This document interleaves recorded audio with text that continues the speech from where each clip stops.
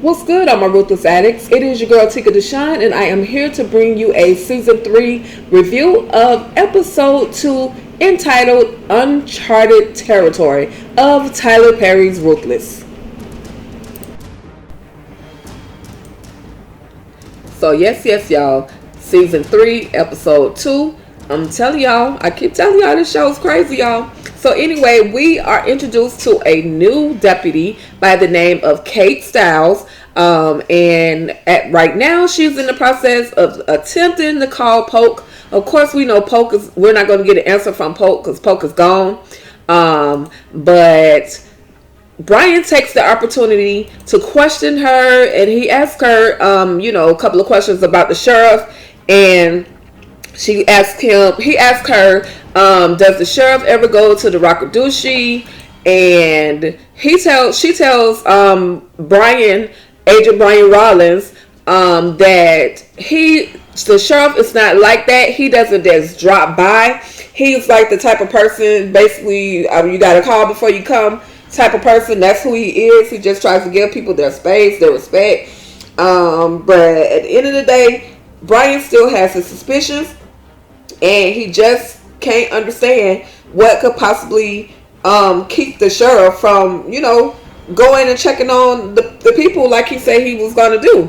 And especially because Brian is FBI and he's not cooperating with Brian at this point either. So Brian, says, well, I'm going to go in and talk to the sheriff.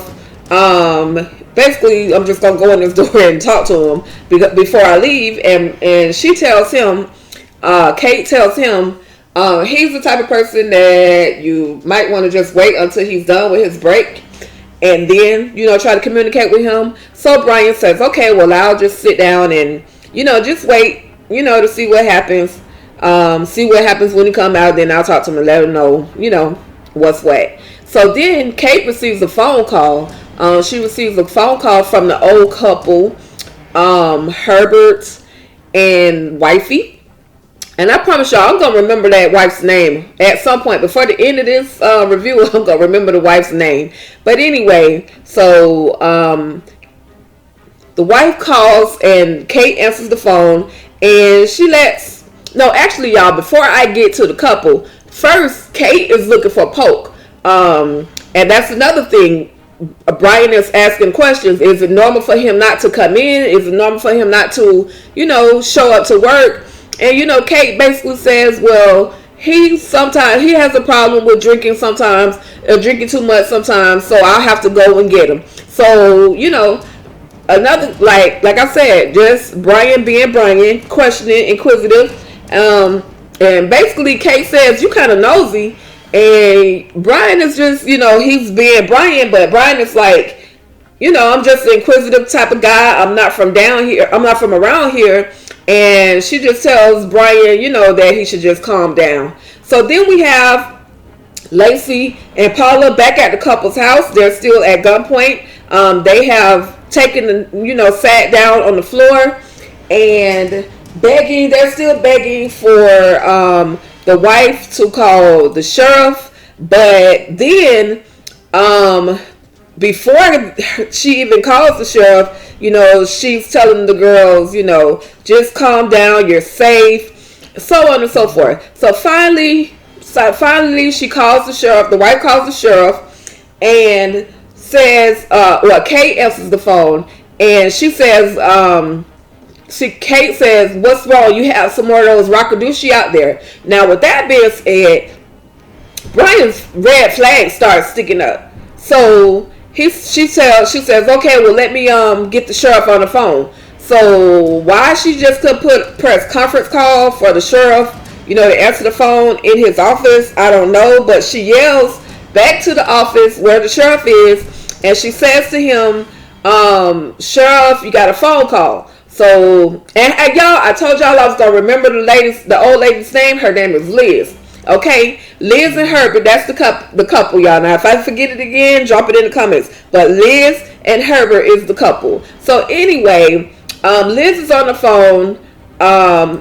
Sheriff Conley comes out, and I'm pretty sure he sees that Brian is still there. However, Brian, the sheriff answers the phone, And because of the mention of the Rakadushi, Brian picks up the phone as well, and he eavesdrops on what it is that Sheriff Conley is talking about. And so basically, she's asking for Sheriff Conley to come up to, her house. Liz is asking for Sheriff Conley to come up to her house so that, because there's more Rakadushi girls up there, and he says to them, this time hold them there, so that way, don't let them get away like you let the other one get away. And so, the girls overhear that conversation. But with that being said, Brian says to Sheriff Conley, after the sheriff hangs up the phone, like, what's up? Are we going to go up there? And Sheriff Conley is just like, I'm going to go up there, but you're going to go home. And, Brian is not with the mess. Brian knows that there is something up with Sheriff Conley. He has been suspicious of him for a very long time now, and he just wants to get some resolution to what's going on to the Rakadushi compound. And so, moving forward, we're back at Liz and Herbert's home, where the girls are still there, and that's when Liz and Herbert talk about, about the other girl that left and ran away. And they say, who's the other girl? And they said her name was Tally. And they said Tally was here. And what happened? Did the sheriff come and get her? And so they proceed, Herbert and Liz, mainly Liz. Liz it's always telling way too much information. But it's kind of good for the girls because they knew, okay, well, why did Tally leave? If the sheriff was a good person. And so Liz proceeds to tell them that Tally said that the sheriff was in on it with the Rakadushi. And Lacey says, I've never heard that. But Paula says, well, I've heard that they were taught to say that the police, the sheriff, that they were all in on everything that was going on with the Rakadushi compound, so that way the Rakadushi members will be afraid of the police. And so the ladies, they're talking amongst themselves, because if Tally said it and Paula has heard it, there has to be some truth to what has been said. Now we have a scene where River and Joan are still in that finance trailer. They're having a conversation, and once again, they're just talking about Ruth and how River admires Ruth, and River is so silly.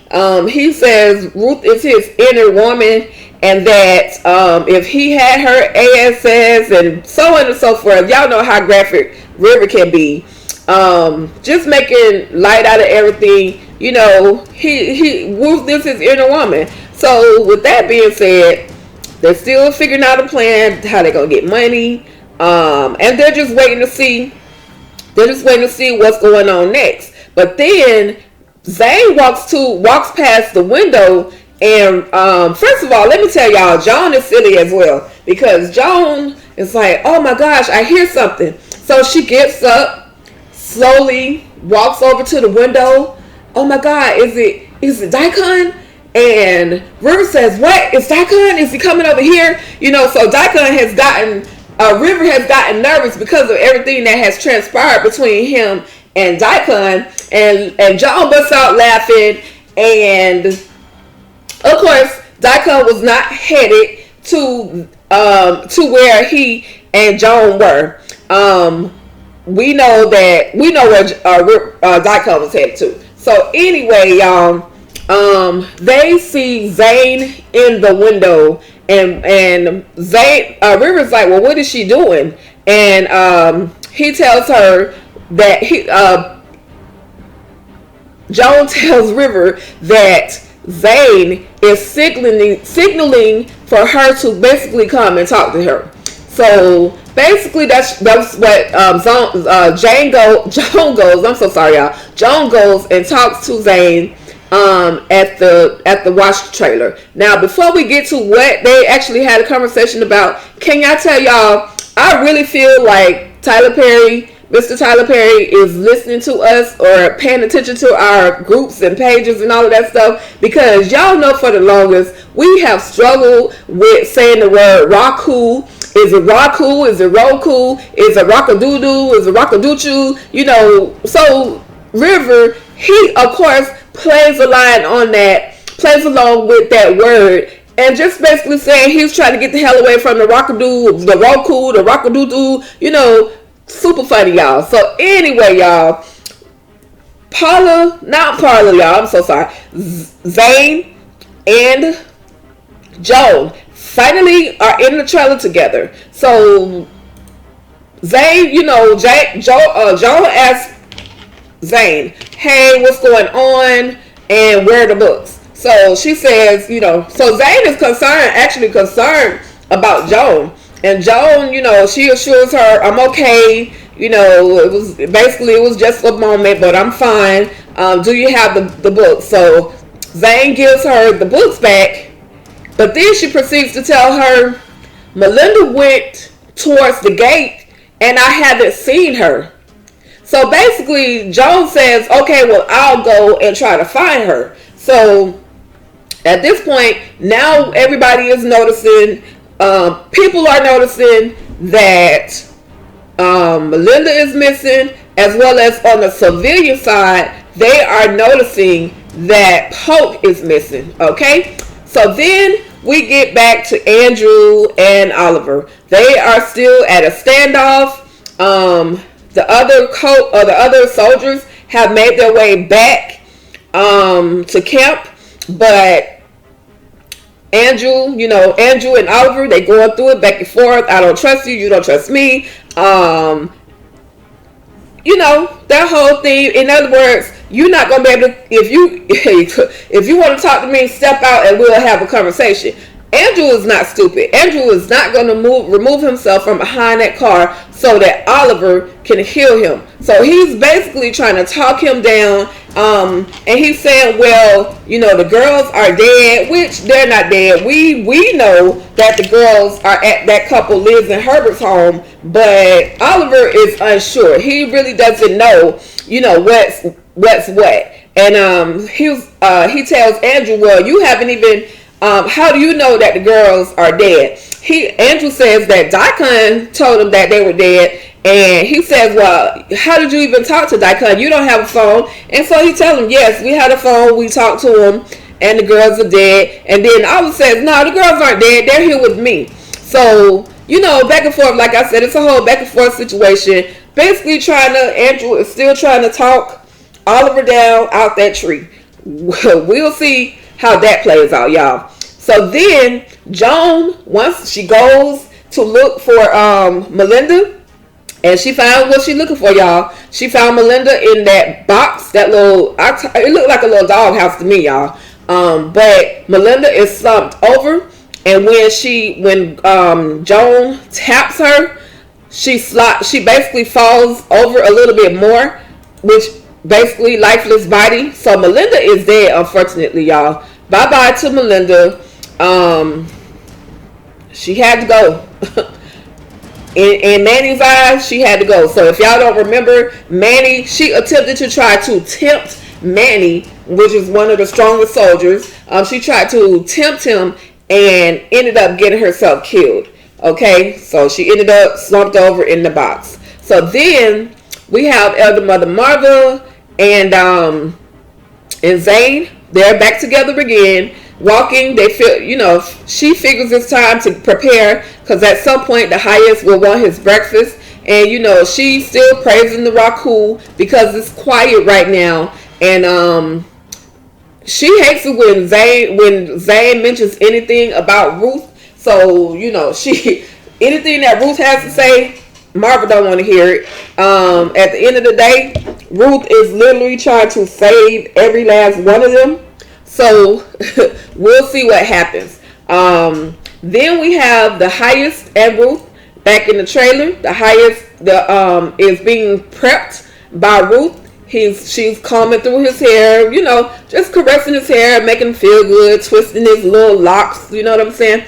So she basically talks to the highest, and basically kind of convinces him that others should be in charge. Elder Mother Marva is getting a little too old, so others such as Zane and River should, change their position. Their positions / titles should actually change. Put them in a position where they can actually act. So then the highest, they, like I said, they have their conversation, and the highest is, wondering, well, dang, where is our girl, basically, where is Andrew? So Andrew, of course, we know that Andrew is still out in the woods trying to get Oliver to come out of the tree. So the highest, he says to Ruth, okay, well, I need to call Andrew. So she says, yes, go ahead and call Andrew, but how will you do that? So now Ruth knows that the highest has the phone, even though she probably already knew, but she makes, she's kind of trying to remain naive about everything, even though she knows a lot more than what she's letting on to the highest. So she, she lets him know, hey, I have your,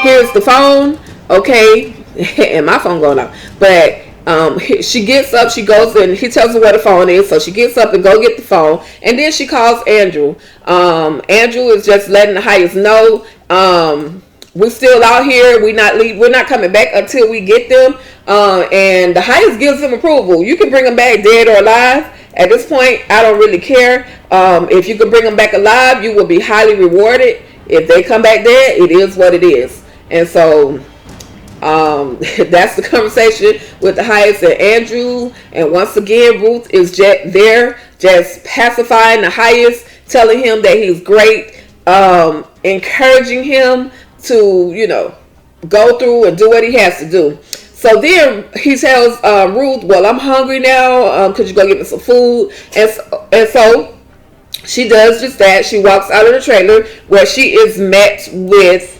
Joan, her other arch nemesis, which she really doesn't like Joan, but she tolerates Joan. Joan doesn't trust her, and she doesn't trust Joan. And I don't think no matter how much good Ruth tries to do, Joan will probably never really truly trust her. But at this point, she has to play along. So Joan tells Ruth that Melinda. She finally tells Ruth that Melinda is dead. Ruth that Melinda is dead. I'm not quite sure who she reports to. If Ruth tells I don't think she's going to tell the highest. I don't know if she goes and tells another soldier.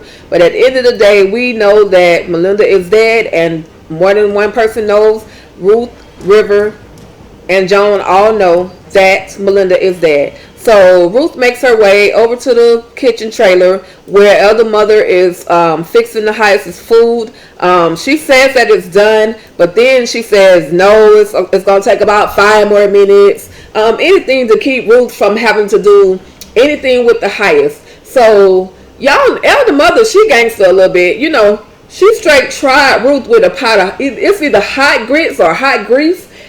She let her know that she was basically, if she, tried her, if she disrespected her, she was going to pour a pot of hot grease or grits on her.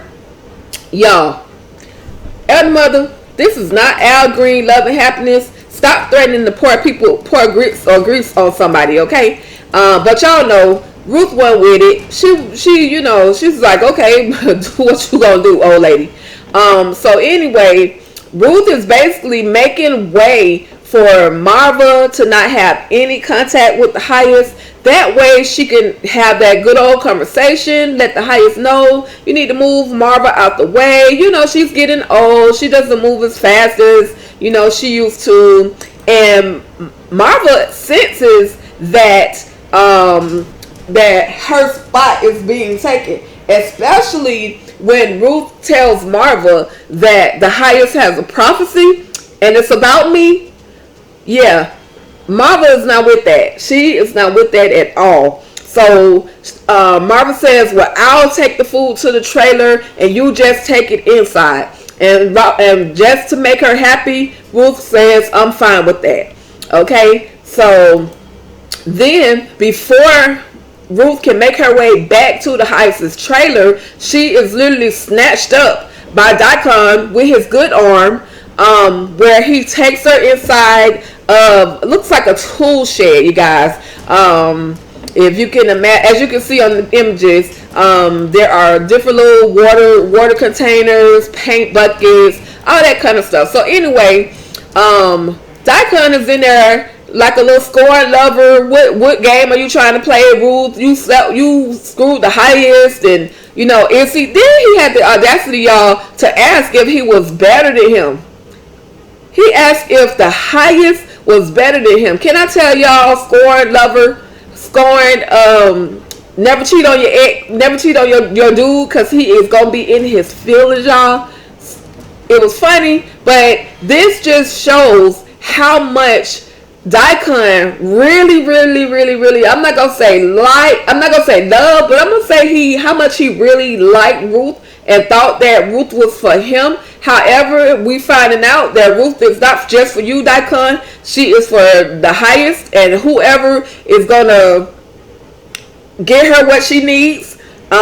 She didn't plan it that way. It just fell into her lap that way. So at the end of the day, she's got to, play the role. He asked her, so you slept with I'm not going to use the word he used, but he did say, so you slept with the highest? She said, yeah, I had to, because he was threatening to cut my face, and he was threatening to kill you. So I had to do what the highest asked me. And like I said, with all that being said, the highest Dikahn asked Ruth, did she like it? How did she like it? Was he better than, was the highest better than him? Of course, Ruth played up to his ego and let him know, no, the highest was not better than you, and that you're the one that I love, and I'm just doing this for us. So, of course, y'all, I knew Dikahn was going to be that scorned lover. Y'all make sure y'all drop below in the comments y'all thoughts on what I have gotten so far. Make sure you drop those comments below, because these characters are a trip, y'all. Marvel, Dikahn, Paula, Zane, she just in the middle of everything. Joan having emotional ups and downs.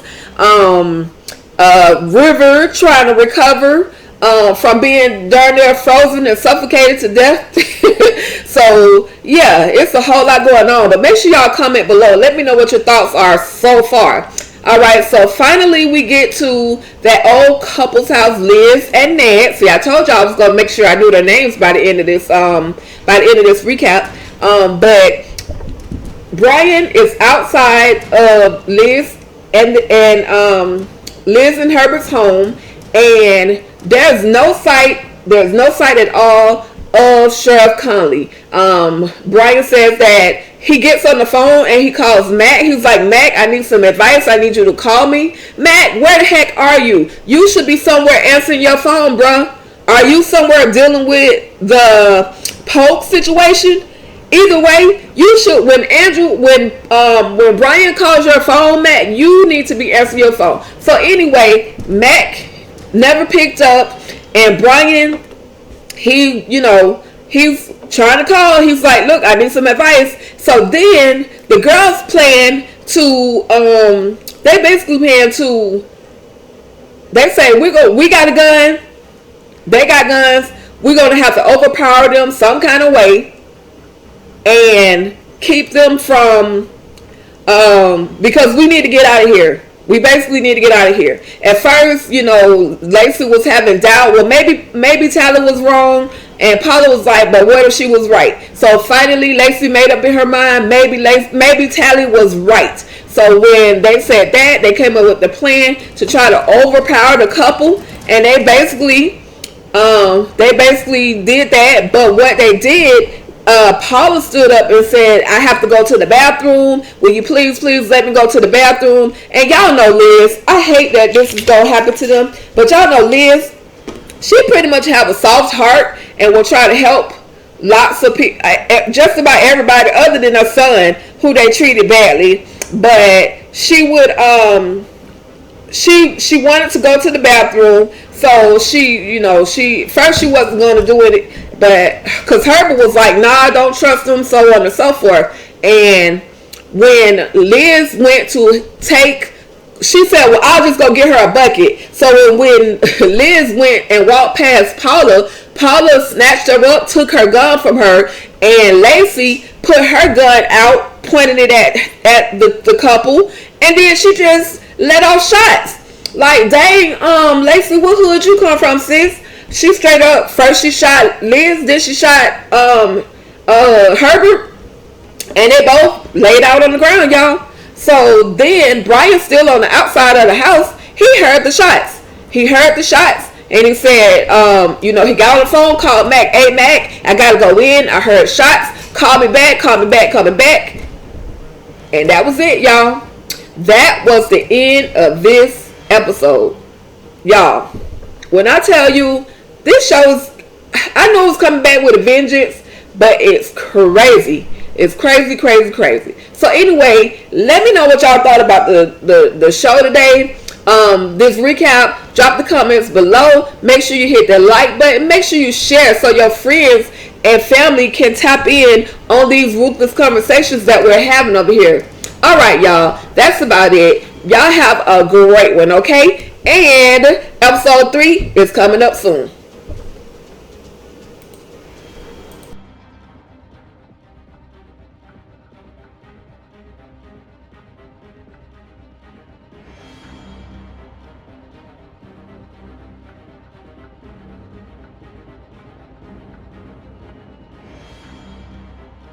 Hey guys, don't forget to subscribe to our YouTube channel, All Things Ruthless, where I, your girl, Chica Deshawn, will usher you all of the latest ruthless content.